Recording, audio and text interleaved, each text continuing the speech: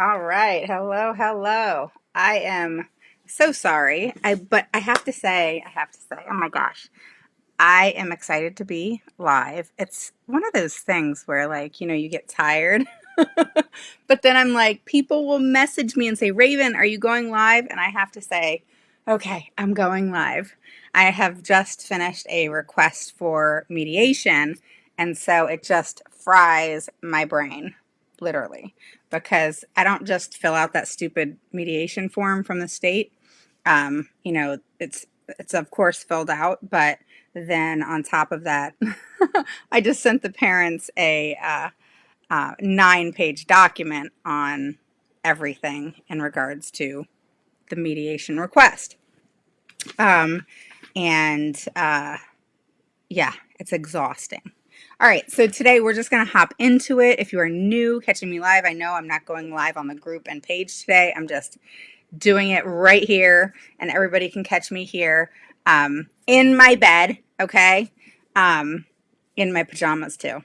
All right, so that's how professional I am. Just kidding. All right, so we're going to talk about ESY. So many people have asked me, what's ESY? They keep telling me no. Make sure you guys share this. They're telling me that my child can't get ESY, that my child hasn't regressed, so my child can't get ESY. ESY, ESY, ESY, no, no, no, no, no. And then in your IEPs, it already is predetermined that you don't get ESY. It makes no sense. None. Look at that glare. It's kind of annoying. All right. So ESY is essential, okay, for your child. All right. An idea, federal law, okay, states that, all children with special needs can qualify, not all, but they can qualify and be provided ESY, which is extended school year. Just kind of look at it like your child's in school all year, okay? And extended school year is not what the schools will tell you, okay?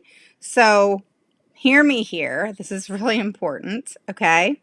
So it's important to understand that ESY is not simply about regression, okay? So ESY services, obviously, it's not daycare, guys, all right? You don't get to say, oh, I got to work. I need my child to be in ESY because I don't have a babysitter. Okay, it's not babysitting, all right? So, and it's not a summer recreation program. It's not a camp, okay? So it's very important to understand how your child is eligible for ESY services. Again, that is extended school year. All right. So if you guys are joining, post a 1 below if it's your first through third time catching me live. I know it's late. That's why I'm in bed. All right. Post a 2 below if you're an oldie but goodie. Share this. Say hello. I know it's late. It's like 10 o'clock here. But I was like, I told everybody I would go live. And then people texted me, Raven, are you going live? Are you going live? Yes, I'm going to go live. But I had to finish this request for mediation. So I had to focus. And I get hyper focused. So it is what it is. But make sure you guys say hi. Post a 1 below if you are new. Tell me where you're from. Post a 2 below if you're an oldie but goodie. All right. Awesome, awesome. Hey, Erin, how are you? And definitely, if you are one of the first people on here, share this over to the group if you're part of the group, okay? All right. So every student who is eligible for special education, has an IEP, is eligible for ESY, all right? So ESY is one of my favorite things because everybody says, oh, you have to go to ESY. When we start like 2 weeks after, I'm just being hypothetical here, 2 weeks after school starts, and then we end, here's a kicker, I think I told you guys this, the last IEP meeting I was in, not today, but yesterday, the day before, yesterday, they said, oh, our ESY services are only 3 weeks. I said, that's great. I don't know what that entails, but that's not what this child's getting. Well, that's what we offer. We offer, the 3 weeks. We start June, they said June something through the 23rd. It was 3 weeks.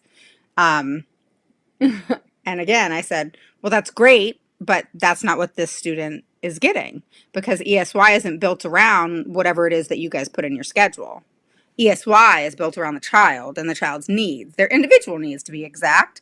And 3 weeks is not meeting this child's individual needs. Okay? So you have to be proficient, quick, and fast in what you say, how you say it, and the delivery of it. You know, I'm very assertive, aggressive. All right. I am not passive in any way in an IEP. All right. I am not out there. I think I wrote a school system. It was actually this afternoon. And I said, I am not here to be friends. You know, she said that, what was her exact? Okay. So it was a school that I'm really into it with in Michigan. And, you know, they've really done the parents wrong, which pisses me off. I actually take it personally, to be quite honest, because, Aaron, you're like on here twice. Um, so it pisses me off because I take it personally. All right. I have a child with special needs, with dyslexia and autism. And, you know, I remember the hell that I went through, like so much so that, like, if I talk about it in depth, I will at times cry, and I emotionally get upset again because it was that horrific of an experience for me. And so when I fight for children, that passion and aggression comes out, because it's like a mixture of passion and pissed off. That would be a good explanation for it. Because, you know, I'm passionate about it because I want children to get what they need. I'm pissed off that this is happening and has happened for so many years. Okay? So moving forward. So one of the issues discussed and decided upon in an IEP is ESY. If your IEP, I've said this to you guys before, if your IEP says ESY no, you get that changed immediately. Hey, Stephanie. Hey, BB. Hey, Cheryl. Christina. Hi. How are you guys? And I have another Cheryl. How are you? And Erin Elizabeth says Cheryl Hassam. Am I saying that right? Hassam? Haslam? Did I say that right? Tell me how to say it, Cheryl. And then I have Cheryl Leah Cater. All right, you couldn't get more Americanized, right? Perfect. All right. So, definitely post a 1 below if you're new, 2 below if you're an oldie but goodie. Tell me where you're from. All right. And so, don't ever allow them to put, oh, well, that's what we put because we, you know, we don't know. That's right. You don't know. All right. It is required for them every year to review ESY. How is it that they can put yes or no? Now, yes, as parents, don't argue it, but technically, it's not supposed to say either. Okay? So when I say it shouldn't say no, let's just go with no. Okay? That is a predetermination of a placement, because ESY is a placement. All right? It's not in a special ed. It's not in private school. It is ESY services, typically in a different school within your district that your child goes to. And my child never did that. All right? In ESY. So it can't just be, oh, it's here, here, here, here. Okay? It is a placement. It is a rule and law for school systems to go over it every year. So it should say to be determined and then the date. A lot of school systems are doing that now because parents are taking them and making complaints saying that it was a predetermination of a placement, and that's exactly what it is. All right? So if they say yes or no, it's a predetermination of a placement. They're just not going to be taken to the state and a complaint made if they say yes. You know? All right. So let's move forward. You got 13 disabilities, okay? Of those 13 disabilities, all of them can qualify a child for special education. All right, let me make this very clear. Okay, if your child had all 13 disabilities and none of those disabilities affected them in the gen ed setting, special ed setting, school setting, anything like that, then they would not get an IEP. Okay? Now, realistically, that child is going to get an IEP. But I want you to know that services, accommodations, modifications, IEPs, 504s are not handed out on a silver platter because your child has a label of a disability. Okay? And that is what it is in reference to the school and how they look at it. All right? Some parents don't like that word, label. Your child is labeled. Okay? Get used to it. That's what they are. Okay? Your child is labeled with autism. Your child is labeled with OHI. Your child is labeled with a speech and language impairment. Okay? In school, not you and I. We don't label our kids. Okay? They have a disability, and that is just part of who they are, and it affects what it affects, and, you know, we treat them as any other human being. Okay? But in the school, it's labeled. Okay? So, and that's how they talk. All right? I know. This child, you know, they're like freaking chess pieces. All right? And they are labeled. All right? And so when teams have meetings, I mean, you guys would be floored at how those look. All right? When they have meetings and, you know, each month or, you know, each week, school systems of special education, they get together and they chit chat about each and every child and so on and so forth. And it is based on the label. All right? The disability, the issues, the concerns, you know, all of those things and then some. Okay? All right. Hi, Paula. How are you? Well, guess I'm changing my IEP, especially for my youngest son. Yeah, definitely. All right. So we're going to go through a guide for you. All right. So if you want, get out a piece of paper. Okay. So the IEP team makes its decision and providing ESY services by examination of data. Data. I love data. Data is the best thing ever if it's the right kind of data. Okay? So the data has to be collected throughout the school year. All right? Including breaks by parents. Okay? And reliable sources, of course. So progress towards goals, any evaluations, medical reports, observations, anything of the like. Okay? You guys know the drill there. All right? So there's 7 factors that the IEP team must consider in determining ESY. Okay? 7 factors. One thing I want you to know. Not one factor by itself, okay, can be used ever to deny eligibility for ESY. Okay? All right, you guys ready? What do you guys think number 1 is? Go ahead, post. I'll let you guys. I have a feeling I know what it is, but, you know, who wants to throw it out there? What if the school will not provide the data without a FERPA? So ask for FERPA request. That easy. Right.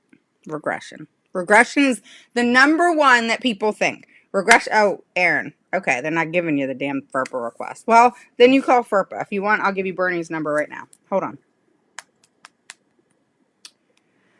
Okay. I gotta scroll for it now. Watch. But I'm gonna get it for you. You guys want FERPA's phone number? I have it in a picture because the guy, we were literally shooting the shit one day, all right? Because I called FERPA just to ask a series of questions. Remind me to get it for you when we talk, Erin. And so the guy that I'll send out his information to school systems when I send out emails sometimes, because when we spoke, I found out he lived like 30 minutes from me. So it was kind of cool. So I asked him, I said, hey, can I give out this number, to school districts if they want to ask questions? If I'm saying XYZ that you're telling me is accurate, to give them your number if they have any questions. So that's what I do. Then I usually don't have much problems with school systems getting the FERPA request to us like ASAP.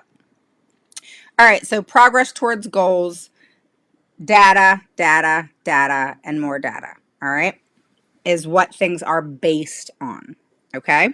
So number one is regression, of course, okay? So whether the student has reverts, I guess would be the word, to a lower level of functioning, okay, as evidenced by measurable goals, all right?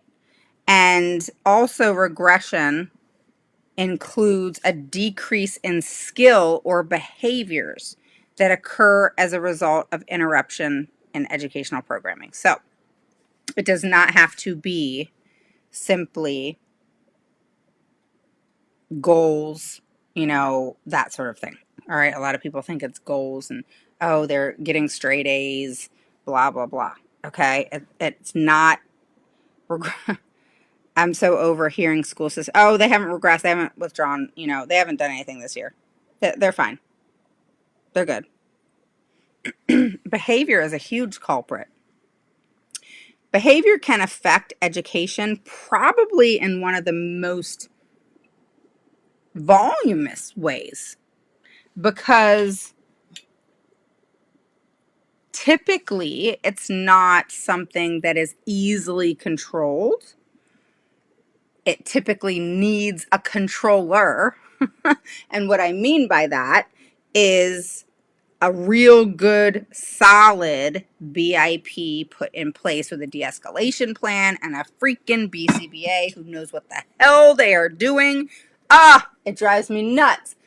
BCBAs are having a lot of issues with writing the right type of BIPs. I don't know if they're getting lazy. I don't know if it's just the school systems I've dealt with, which is a lot.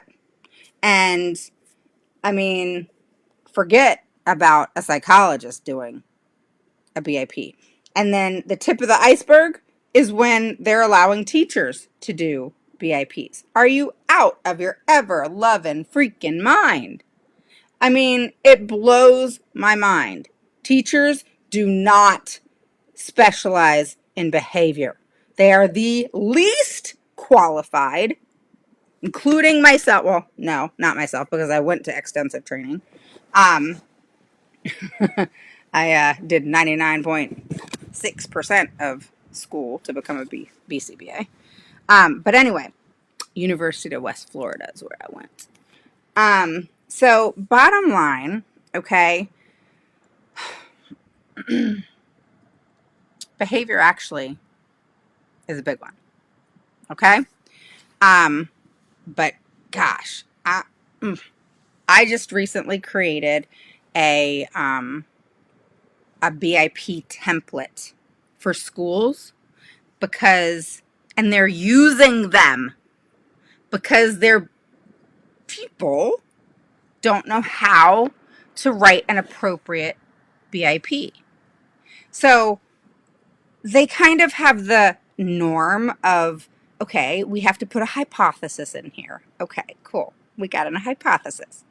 And a lot of BCBAs know, no offense, Nadia, this is not about you, I promise. And a lot of schools will, which you probably know this already, but another thing that they do is they will write behaviors, but they don't specify each and every antecedent. Drives me batshit crazy. All right?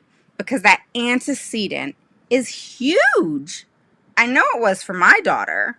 Okay? So what is an antecedent? It sounds like a ant or something, right? The antecedent, just think of it as where. Just say where. Where. Okay? It could be in outer space. Okay? It could be in their bedroom. Okay? It could be when they transition into the hallways. It could be in PE. It could be at Disney World. It could be at Costco, BJ's. It could be right when they walk out their front door. It could be when they're in a certain corner, the right-hand corner of the classroom. It could be anything, okay? And a lot of times, to be quite honest, it's things that we don't think about. We're like, what? Why is it every time he's over there, he is upset? You know, I got really good. I'm deviating, y'all, but I'm going to get back to this. I got really good at figuring it out, this puzzle of what upset Sky. You know, sometimes it was another student, okay? Sometimes it was a noise. Sometimes she just got overstimulated and it could have been anywhere, you know? So that's important. Then, of course, the behavior. You need to make sure that they label all the behaviors, okay? All of them, okay? Not one, not two, not three, all of them, okay? And then the consequence, okay? But then a lot of BCBAs stop right there. Yes. Listen to Nadia. She was a BIP, PCBA. Where, what time, people, etc. Yeah, that's what I said. It was another student for my daughter a lot of times. But I did say where, Nadia. That's what I thought. Where? Isn't that what I said? Where? And then I said, yeah, what time is important. That's actually a good one. Yes. So the other thing that really irks me is what the heck is the point of a BIP? Maybe Nadia, you can answer this for me because it drives me crazy. Is you have the antecedent, behavior, and consequence because they do know their ABCs, but then they're written all wrong.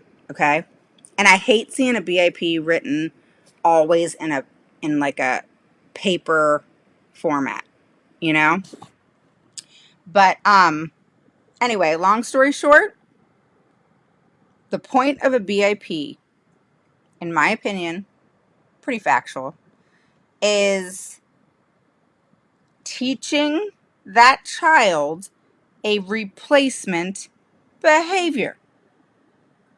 That's the whole point of a BIP, is to fade out the negative by teaching them the positive behavior in which to replace that negative behavior. Okay? So you have this negative behavior. It's disrupting the school. It's disrupting other children. It's disrupting them. All right? They're then taught another way, okay, to act, to do whatever it is that they are doing that's negative. They're then taught to do something positive. All right? You can just take a physically aggressive child.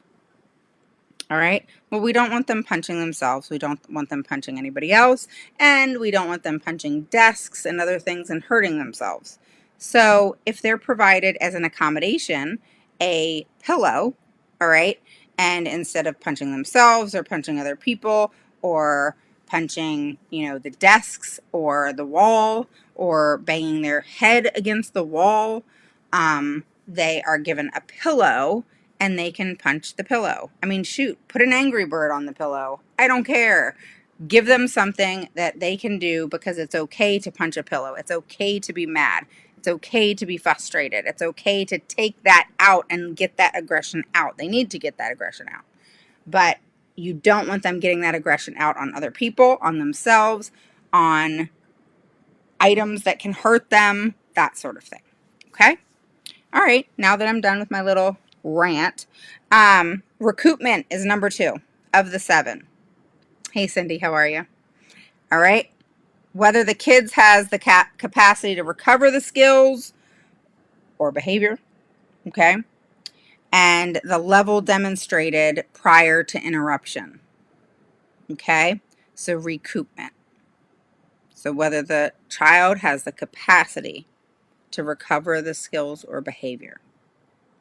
That is actually more popular than regression, okay? Because a lot of children with special needs have a lot of trouble with recoupment, recovering that information that can be easily lost, okay? Number 3, regression / recoupment. So whether the student's difficulties with regression and recoupment make it unlikely that the student will maintain the skills and behaviors relevant to the IEP goals. Number 4, mastery. To the extent in which they mastered their yearly goal, okay, and mastered and consolidated the importance and the skills or behaviors, okay? And at that point, educational programming would be extended, okay? So how much did they master? Okay, so I was looking at an IEP today, and it said that the goal was 70% mastery. Don't get me started on that, but it said 70% mastery, and the child was not even at 50 after a year. Does that child qualify for ESY? Absolutely. Okay? So number 5, self-sufficiency and independence. Okay? This is your ADLs. Okay? And this is daily living, functionality. Okay? So to the extent in which the skill or behavior is particularly crucial for the student to meet the IEP goals of self-sufficiency and independence. Okay? So number 6, successive interruptions. To the extent in which successive interruptions in educational programs result in the student's withdrawal from the learning process. Okay? Number 7, severity of the disability. All right, so whether the student's disability is so severe that, such as autism, emotional disturbance, severe intellectual disabilities, degenerative, I can't even say it. Look, there's always one time when I go live and I can't say a certain word. Degenerative. Does anybody else have these issues? Oh my gosh. Degenerative. Am I saying that right? I think I'm saying it right. Degenerative. Okay. So, also mental involvement and mental issues. That can be severe anxiety. All right. That's a big one. And then severe multiple disabilities. All right. So if you have any questions about that, let me know. All right. This is the fight that you should be fighting right now. Okay. And no, it's not too late. I don't care if school ends in 2 weeks, whatever. Okay. You have up to 10 days from the ending of school, okay, to request an evaluation, to request whatever you want. All right. So step 1 in the basic steps in the ESY decision-making process. Gather information. This is what I teach in my course, okay? I teach in my course the hunt and gather. You got to hunt and gather, all right? I think I'm going to make a song out of it. Hunt and gather. That is a t-shirt, right, guys?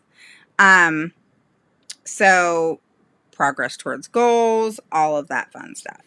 A good update is that we have our ESY meeting on Friday. Good.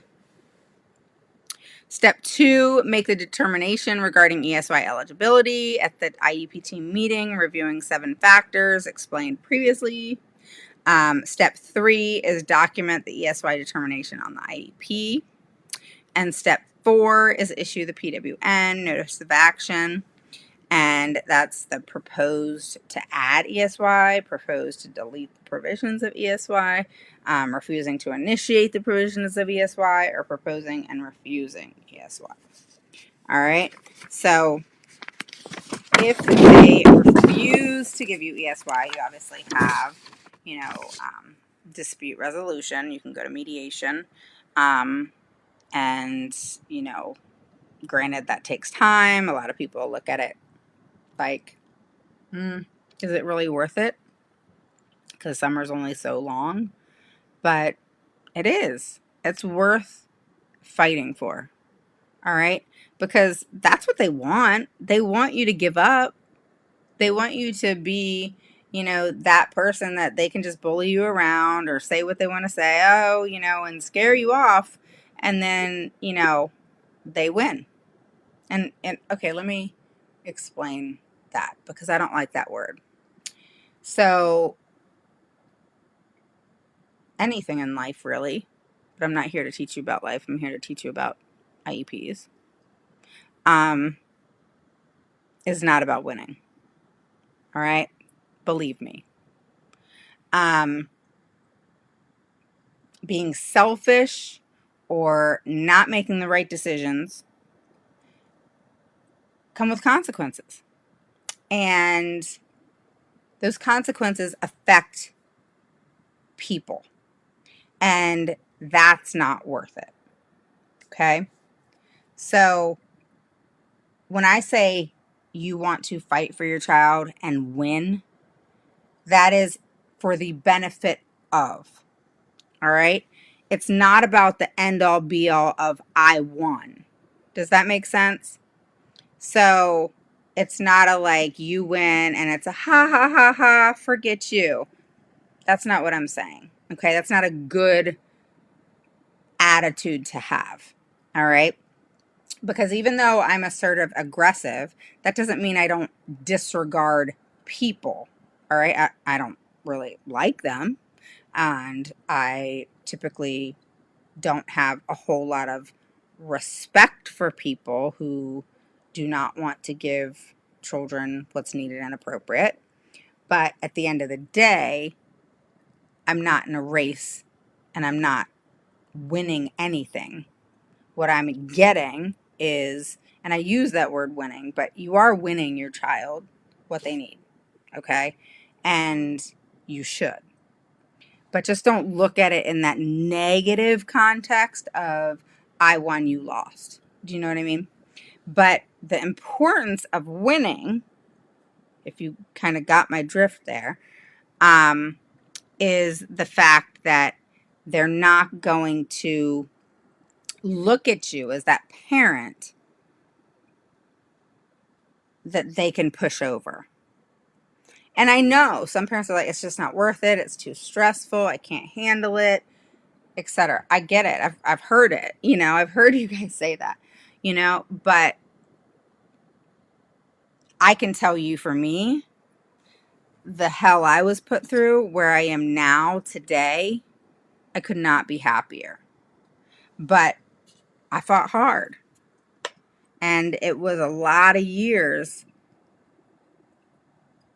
of not so good stuff, And it was stressful and anxiety and all those things put into one.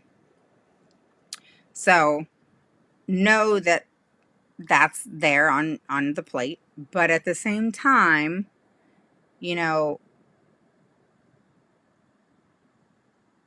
everything that's worth it is worth fighting for. And so if it's easy, that would be nice. But it never has been easy. And I can say at least in 16 years.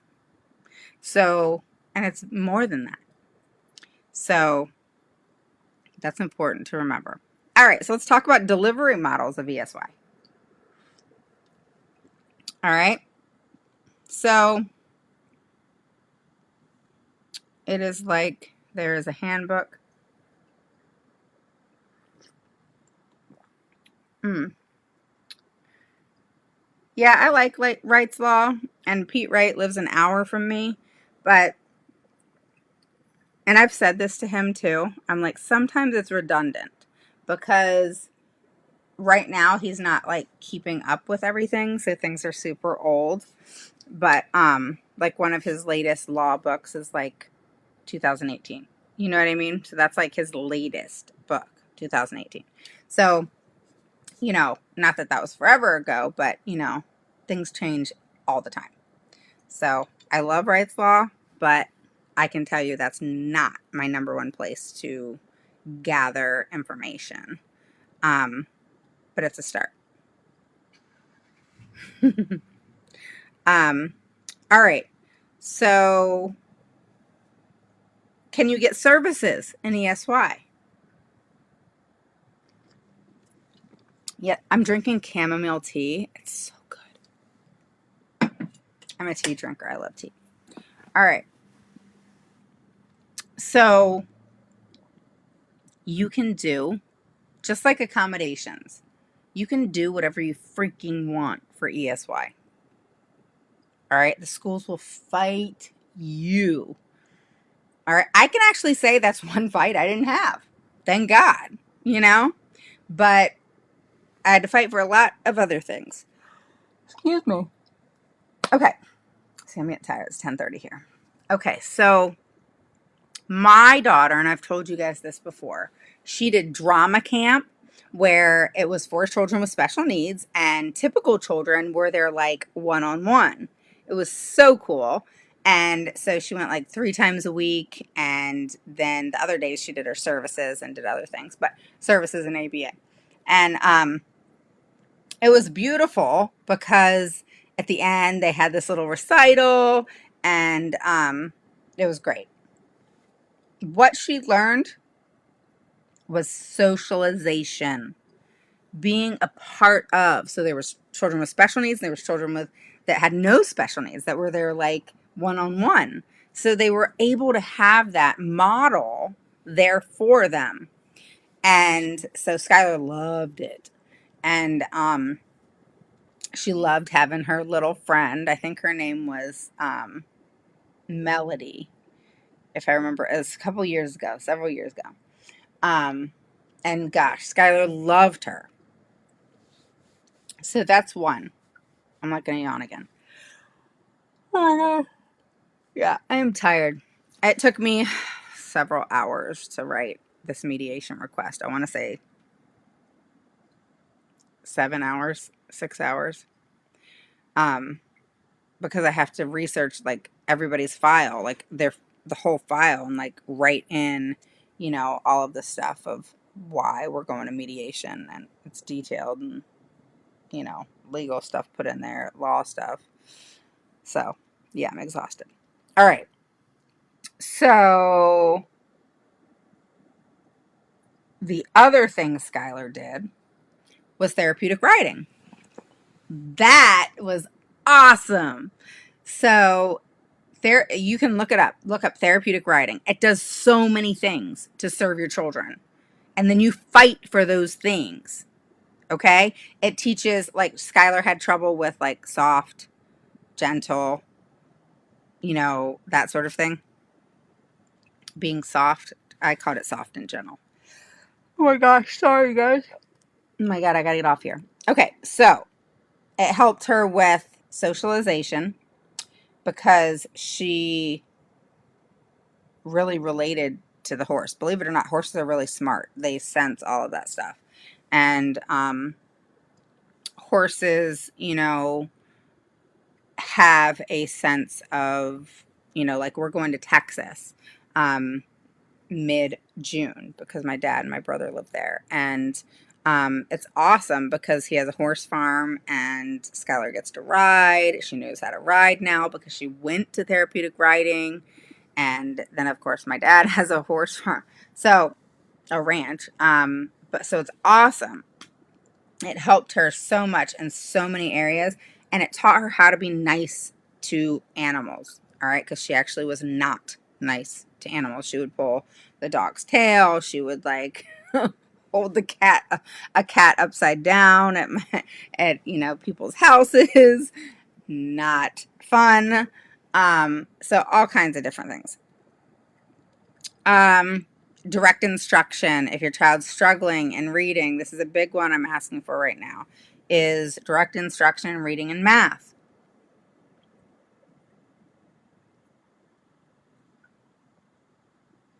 Just Google it. Just say whatever area you're in. So say you live in New York City therapeutic writing, or whatever you got to do. And then, if it's not in your area, then check other areas surrounding you. Special needs camps, she went to a special needs camp once. And then she always had ABA, 2 hours of ABA, and then 2 hours of daily living via BCBA. I was lucky enough to have fought for BCBA or BCABA to work directly with her. That's almost impossible to get. How I got it, I don't even remember. But that is who worked with her. She actually did not work with the special education teacher. She actually worked directly with the BCBA, BCABA. They had her IEP and then they implemented it. So you can ask for anything. All right. A lot of times their day would be like a 9 to 1, 9 to 3, stuff like that. And very capped, like ends 4 weeks before the end of the school, end of the summer. So it's just important to figure out, like I say, think about in your head what it is that you want for your child. All right. What things outside of school do you want them to learn? What you want them to do? All of that stuff. Once you have that, then you can see, okay, well, here's my pot. What is it that's going to fit in it? All right. So you need to figure out what type of things will serve your child. Therapeutic writing is not for every child, especially a child that's petrified of animals. But it could also bring that child back to not being afraid and calm them down and actually have the reverse effect. So you got to allow the child to grow and expand and that sort of thing. So that is it. But the biggest thing is do not just do where they'll say, oh, we offer ESY between such and such time and such time. Don't do that. Okay? Promise me you will not do that. Okay? Because that is not how it should be. Ever. Okay? So ESY is still on the table. If you're fighting for it, fight hard. Okay? And it's not too late. All right? Just because summer. You want to get on top of things now so that you're not dealing with them at the beginning of the year. I'm telling you guys now.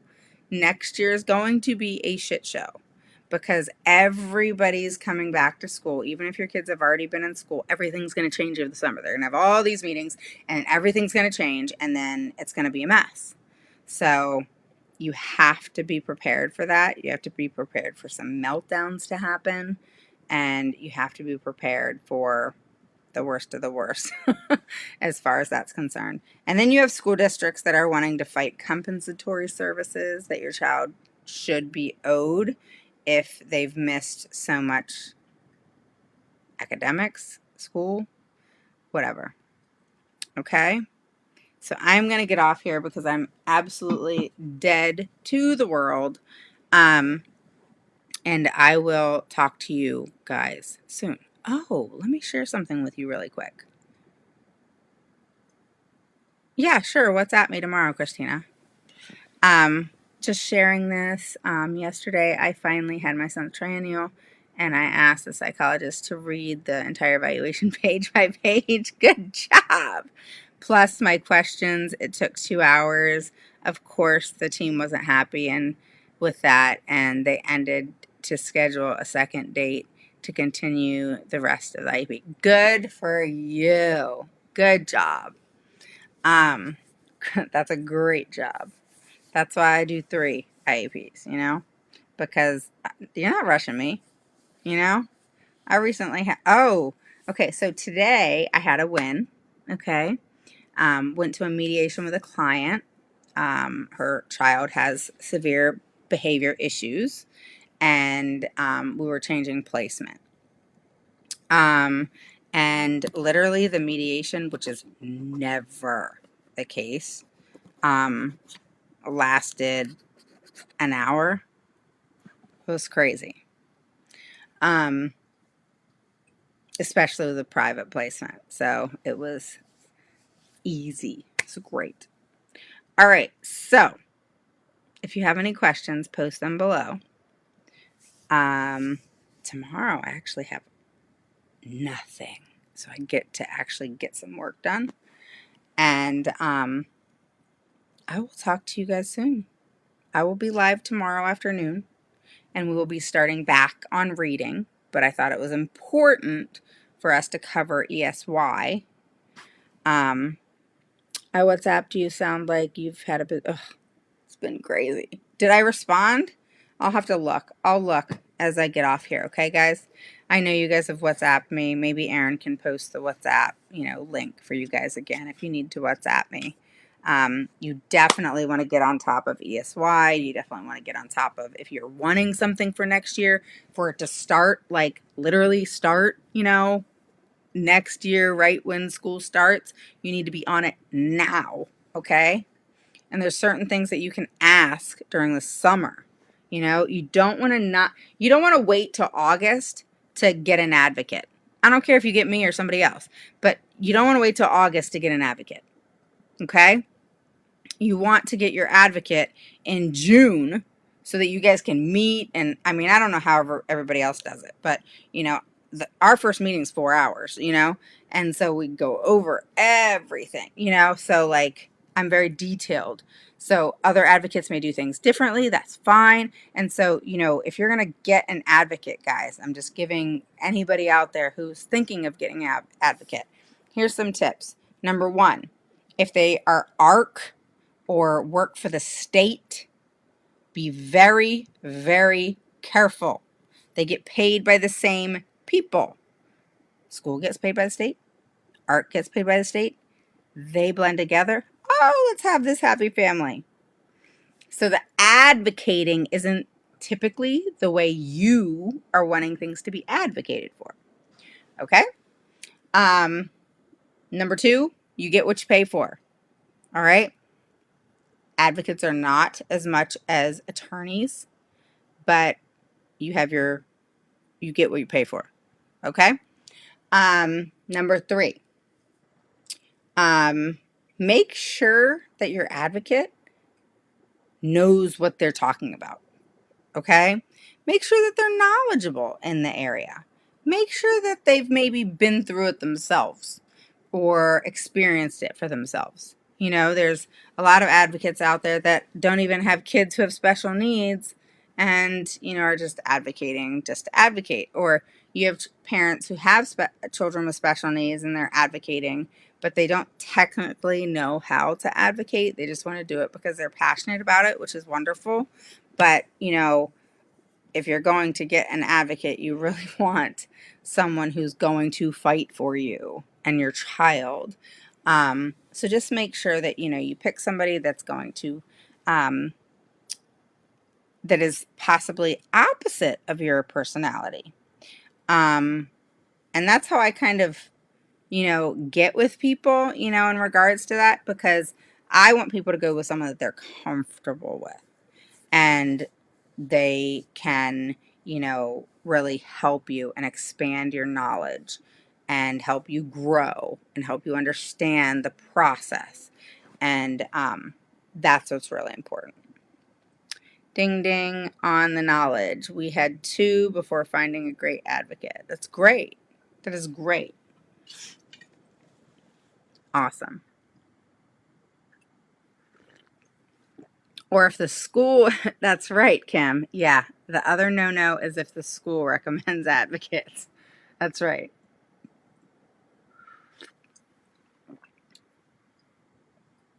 Right. That is so true. All right, guys. Have a good night. Tomorrow I'm going to go live probably in the afternoon and early afternoon. And it's going to be a longer live specific to reading. We're going to keep that moving and the science of reading.